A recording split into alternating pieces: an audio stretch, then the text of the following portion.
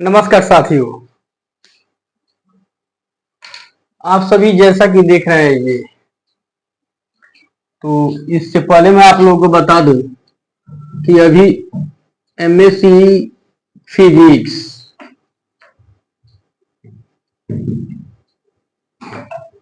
Semester 4 session जो है 2023-25 की अभी एग्जाम होने वाली है, जैसा कि डेट निकला हुआ है। और आप सभी को पता है इसमें जो ऑप्शनल सब्जेक्ट होता है EC 1 में, तो ये एनर्जी साइंस है। शॉर्टकट में लिख देता हूं, एनर्जी साइंस का। तो इसमें आप लोगों को पता है कि जो क्वेश्चन का पैटर्न होता है वो 10 गो ऑब्जेक्टिव क्वेश्चन होता है और एक जो होता है वो 2 नंबर का होता है। इस तरह का आपको ये टोटल जो है 20 नंबर होता है, 20 नंबर का।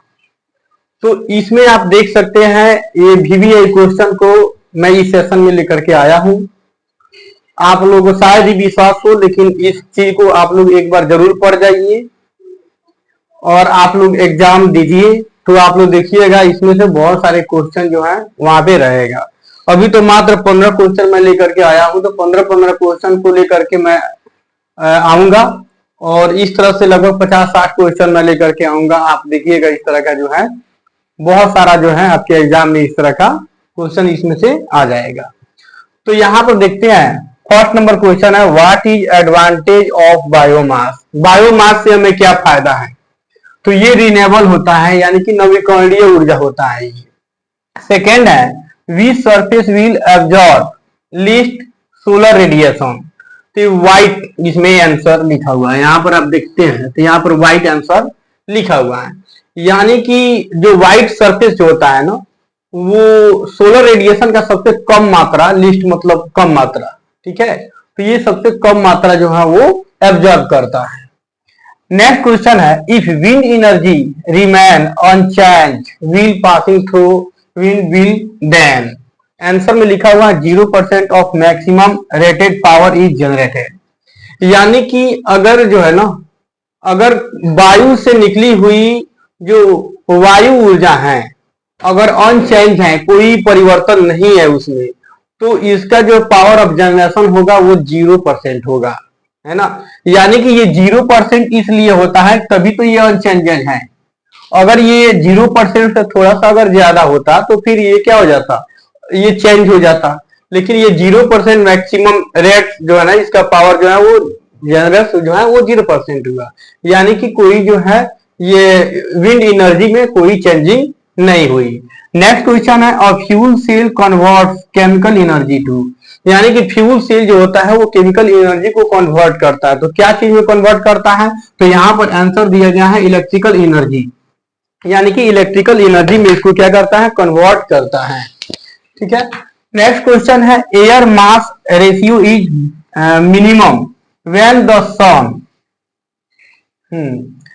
The sun at zenith.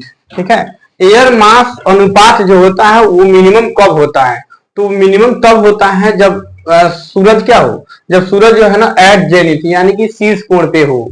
शीर्ष कोण का मतलब क्या होता है? यहाँ पर मैं आप लोगों को बता दूं कि अगर यहाँ पे सन है तो बिल्कुल जो है शीर्ष पे हो, यानी कि बिल्कुल शीर्ष पर, ठीक है। तो ये जो है ना, यानी कि एयर मास का जो अनुपात होगा वो मिनिमम होगा। इसलिए जितना डिग्री का एंगल अगर ये ज्यादा बनता है इस तरह का करके या इस तरह से करके, उतना ज्यादा ये जो है ना बनता है। लेकिन मिनिमम कब होता है? जब ये शीर्ष पर हो। नेक्स्ट क्वेश्चन है यहाँ पर दोस्तों, यहाँ पर देखते हैं कि फ्यूल सेल इमिट, यानी कि फ्यूल सेल जो है वो उत्सर्जित करता है। इमिट का मतलब होता है उत्सर्जित करना। तो फ्यूल सेल जो होता है वो क्या चीज उत्सर्जित करता है? तो ये वाटर को जो है ना उत्सर्जित करता है। कैसे वाटर को उत्सर्जित करता है इस चीज को यहाँ पे जानेंगे। तो यहाँ पर फ्यूल सेल जो होता है ना, तो फ्यूल सेल जो होता है वो हम जानते हैं कि ये जो है हाइड्रोजन और ऑक्सीजन से अभिक्रिया करता है, और हाइड्रोजन और जो है ना ऑक्सीजन से अभिक्रिया करके यह बिजली बनाता है। ओके। और ये जब बिजली बन करके तैयार हो जाती है तो ये शुद्ध वाटर जो होता है वो रिलीज करता है, इसलिए क्वेश्चन दिया गया है फ्यूल सेल इमिट। तो इसमें बहुत सारा ऑप्शन रहेगा, लेकिन एक ऑप्शन जो है वाटर रहेगा, तो आप क्या करेंगे, वाटर में टिक करेंगे। नेक्स्ट क्वेश्चन है दोस्तों, main problem in using hydrogen as fuel cell for vehicle is. अगर वाहनों के लिए हम क्या यूज करें, अगर हाइड्रोजन ईंधन का यूज करें तो सबसे ज्यादा मुख्य प्रॉब्लम होगा वो क्या होगा, इस क्वेश्चन में ये पूछ रहा है। तो इसमें जो है ना सबसे मुख्य प्रॉब्लम होगा स्टोरेज करना। दोस्तों हम जानते हैं कि हाइड्रोजन जो होता है वो बहुत ही अच्छा ईंधन हो सकता है, लेकिन इसका मुख्य कारण ये होता है कि इसको स्टोर करना। हम जानते हैं कि इसको हाइड्रोजन को स्टोर करने के लिए काफी हाई प्रेशर पर जो है स्टोर करना पड़ता है, जो कि काफी महंगा होता है। इस तरह से अगर वाहन में अगर हम क्या करें, हाइड्रोजन अगर ईंधन का यूज करें तो हमारा सबसे मुख्य प्रॉब्लम जो होगा वो होगा स्टोरेज कैसे करें। ओके, तो यहाँ पर बहुत सारा 4 ऑप्शन आएगा, 4 ऑप्शन में ये अगर स्टोरेज हो तो इसका मेन जो प्रॉब्लम होता है वो स्टोरेज करना होगा, यही आपका आंसर होगा। नेक्स्ट क्वेश्चन है दोस्तों, efficiency of energy conversion in biomass production is. यानी कि बायोमास प्रोडक्शन करने के लिए, बायोमास प्रोडक्शन करने के लिए एनर्जी कन्वर्शन की मतलब कि कितनी मात्रा होती है ना, कितनी विकसित है। बायोमास प्रोडक्शन करने के लिए एनर्जी कन्वर्जन कितनी विकसित है, तो वो जो है यहाँ पर अप्रोक्सीमेट 5% दिया गया है। ये सिंबल जो होता है दोस्तों ये अप्रोक्सीमेट का होता है, यानी कि ये जो है ना 5% जो है ये अनुमानित आंसर है, यानी कि अगर इन रियल कहा जाए तो ये 5% लगभग संभावित है ना, हो भी सकता है नहीं भी हो सकता है, लेकिन ये जो होता है ना लगभग 5% के आसपास होता है, इसलिए यहाँ पर ये सिंबल जो है ना यहाँ पर लगा होना होता है। तो अगर आपका जो है ना ऑप्शन में अगर सिर्फ 5% आ जाए इस तरह का, तो वहां पे आप टिक लगा करके आप टिक करेंगे, इस तरह का सिंबल अगर हो है ना अप्रोक्सीमेट 5%, तो ये हो जाएगा करेक्ट आंसर। नेक्स्ट क्वेश्चन है दोस्तों, which biomass use for ethanol production. Ethanol production के लिए, एथेनॉल प्रोडक्शन के लिए दोस्तों किस बायोमास का यूज किया जाता है, तो एथेनॉल प्रोडक्शन के लिए सेलुलोज, ठीक है, ऐसी जो है ना ये बायोमास का यूज किया जाता है जिसमें सेलुलोज की मात्रा अधिक हो, यानी कि सेलुलोज कंटेनिंग। और हम जानते हैं कि जितने भी प्लांट्स हैं उसमें क्या होती है, सेलुलोज की मात्रा बहुत अधिक मात्रा में पाई जाती है। तो इसलिए जो है ना जितने प्लांट वगैरह जब सड़ने लगते हैं तो उस तरह के बायोमास का यूज कर करके हम इथेनॉल प्रोडक्शन को जो है ना वो इथेनॉल प्रोडक्शन कर सकते हैं। नेक्स्ट क्वेश्चन है दोस्तों, which surface can absorb minimum maximum solar energy. यानी कि कौन सा सरफेस है जो सोलर एनर्जी का सबसे अधिक मात्रा एब्जॉर्ब करता है, तो वो आपको ऑलरेडी पता है, ये ब्लैक कलर का जो होता है वो सूरज का हीट को ज्यादा एब्जॉर्ब करता है, इसलिए सोलर एनर्जी को वो ज्यादा एब्जॉर्ब करेगा। क्योंकि ब्लैक सरफेस जो होता है वो सूरज के जितने भी किरण हैं सारे भी किरण को जो है ना वो अवशोषित कर लेता है और किसी भी चीज को जो है ना वो जो है ना रिफ्लेक्ट नहीं करता, परावर्तित नहीं करता है, इसलिए ये जो होता है वो ज्यादा से ज्यादा सोलर एनर्जी को वो क्या करता है, वो एब्जॉर्ब कर पाता है। नेक्स्ट क्वेश्चन है 12 नंबर का दोस्तों, आप यहाँ पर ध्यान दीजिएगा, what is the inclination of earth axis in degree. तो दोस्तों हम ये बचपन से पढ़ते आए हैं कि ये पृथ्वी जो है वो अपने अक्ष पर जो है वो 23.5 डिग्री जो है वो झुकी हुई है, यानी कि 23.5 जो है ये डिग्री झुकी हुई है। तो नेक्स्ट क्वेश्चन है दोस्तों, when sun is directly on the top of heat, it is referred to।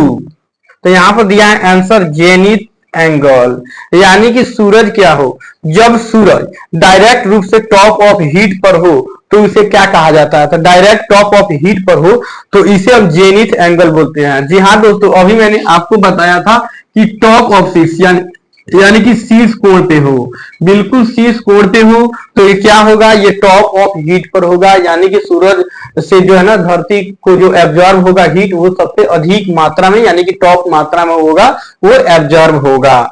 Next question है दोस्तों 14 number, what is typical temperature range in domestic cooking. तो घर में जो हमारे किचन में खाना जो बनता है तो वो खाना बनाने के लिए जो है जो टेम्परेचर का जो यूज किया जाता है उसका रेंज कितना होता है। जी हाँ दोस्तों, तो इसका रेंज जो होता है वो 150 डिग्री से लेकर के 200 डिग्री सेल्सियस के बीच जो होता है वो हमारे किचन में काम चल जाता है। इससे ज्यादा अगर हम हीट का इस्तेमाल करें तो फिर वो खाना जल जाता है। इसलिए जो है इतना जो है काफी है हमारे किचन में हीट का यूज करने के लिए। इस सेशन का लास्ट क्वेश्चन है दोस्तों, which of the following is indirect form of solar energy, यानी कि इनमें से कौन सा जो होता है वो इनडायरेक्ट जो है वो फॉर्म होता है सोलर एनर्जी का, यानी कि सोलर एनर्जी का इनडायरेक्ट फॉर्म इनमें से कौन होता है। तो यहाँ पर दिया है हाइडल एनर्जी। जी हाँ दोस्तों, हाइडल एनर्जी का दूसरा नाम जो होता है वो वाटर एनर्जी होता है। आप देख सकते हैं ये जो होता है वो सोलर एनर्जी का इनडायरेक्ट फॉर्म कैसे होता है, तो वो इसलिए होता है कि सोलर एनर्जी और सोलर एनर्जी से क्या क्या होता है, वो हीट जनरेट होता है। तो जैसे हीट जनरेट होगा तो यहाँ की जो पृथ्वी पर का जो पानी होगा वो भाप बनेगा, यानी कि हीट से क्या बनेगा, भाप बनेगा, और भाप से क्या बनेगा, तो बादल बनेगा, और बादल बनने के बाद बारिश होती है, और बारिश होने के बाद वही पानी जो होता है वो नदियों में चला जाता है, जहां पे डैम बनाया जाता है, बांध बना करके, और वहां पर पन बिजली तैयार किया जाती है। जी दोस्तों, वहां पे जो है ना पन बिजली जो है वो तैयार किया जाता है। तो उसी एनर्जी को जो है ना हाइडल एनर्जी बोलते हैं। हाइडल एनर्जी बोलिए या वाटर एनर्जी बोलिए, इससे रिलेटेड जो है आपके ऑप्शन में कोई भी हो सकता है, तो इसमें आप लोग सावधानी पूर्वक देख करके उसमें ठीक कर दीजिएगा दोस्तों। ओके, तो ये था 15 नंबर जो है ना, ये 1 से लेकर के 15 तक का क्वेश्चन जो है हम लेकर के आए हुए हैं। इस तरह का और भी क्वेश्चन मैं लेकर के आऊंगा, मेरा विश्वास करिए दोस्तों। आप ये इस तरह का जो है ना पढ़ने वाले बच्चे जो है ना, कहीं से अगर ज्ञान मिले तो उसको जरूर पढ़ना होता है, थोड़ा सा मेहनत करना होगा।